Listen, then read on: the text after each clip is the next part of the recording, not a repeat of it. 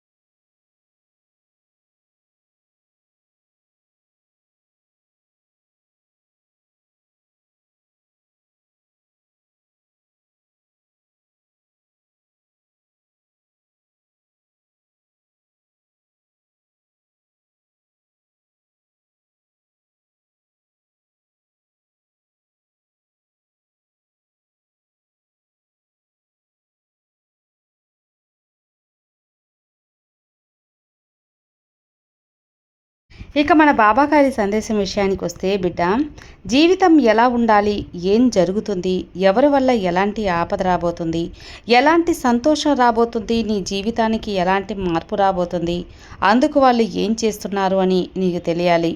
నాకేంటి, ఇవన్నీ తెలుసుకోవాల్సిన అవసరం నీకు ఎంతో ఉందమ్మా. ఆ అవసరం నీకు ఉంది కాబట్టి ఈ సాయి తండ్రి నీకు ఈ మాటలు చెబుతున్నాను. కాబట్టి ముఖ్యంగా ఈ విషయం నీకు చెప్పటానికి నువ్వు వినాల్సిందే తల్లి.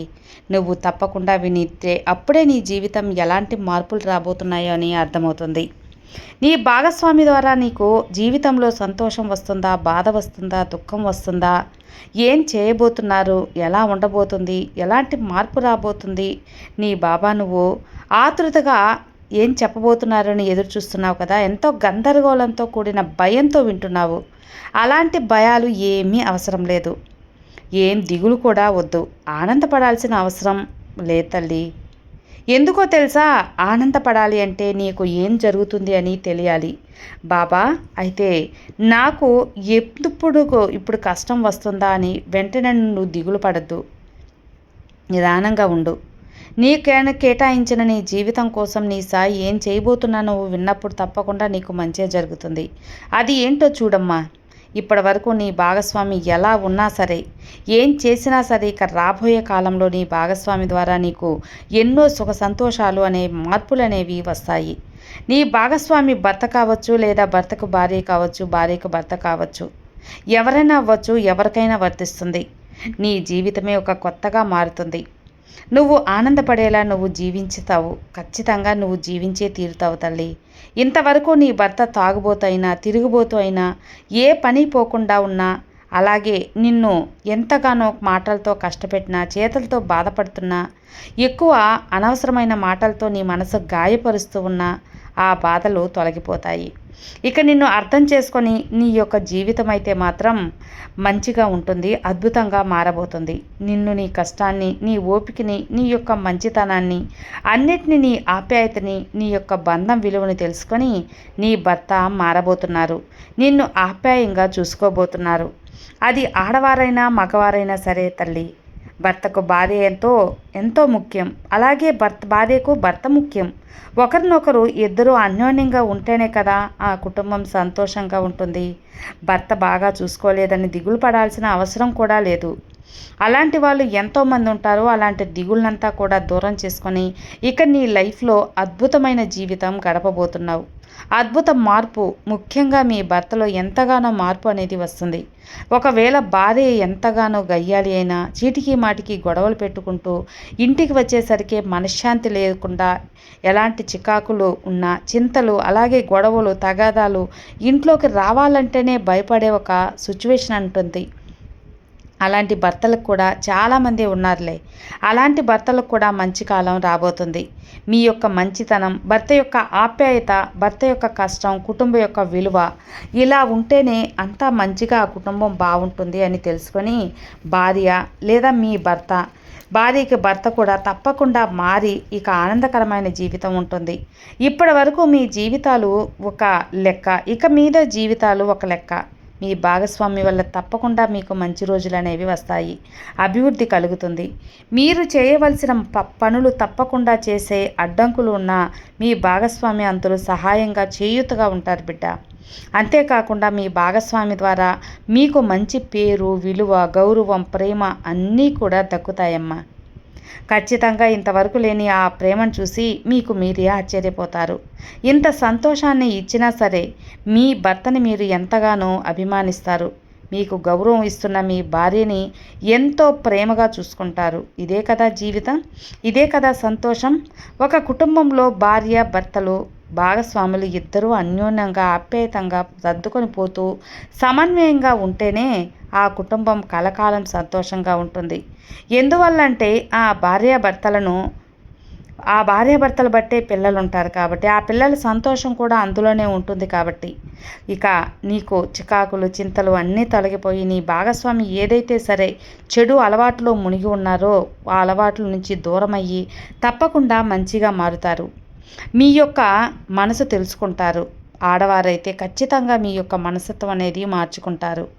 ఊరికే హింసించటం అనేది, అది కావాలి ఇది కావాలి అని నసపెట్టడం, ఎక్కువ మనసును బాధించేలా కాకుండా అర్థం చేసుకుని నడుచుకుంటారు.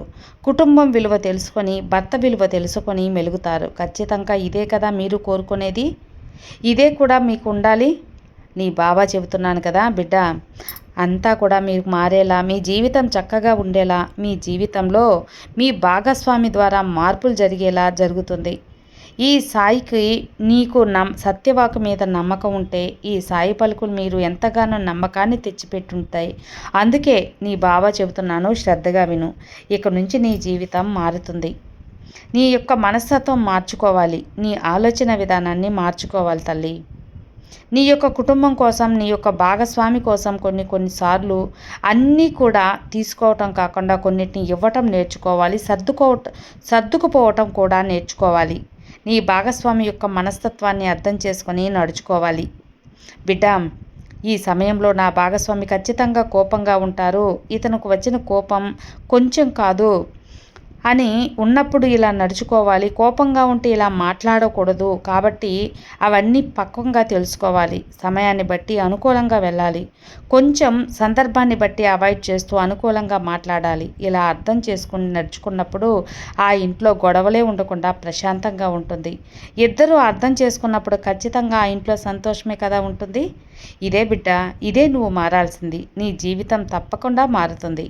కానీ నువ్వు మార్చుకోవాల్సిన విషయం మాత్రం ఇదే. నీ భాగస్వామి నువ్వు ఎంత అనుకూలంగా ఉంటే వారి దగ్గర నుంచి కూడా అంత అనుకూలత వస్తుంది. నీ జీవితం అంతా బాగుంటుంది.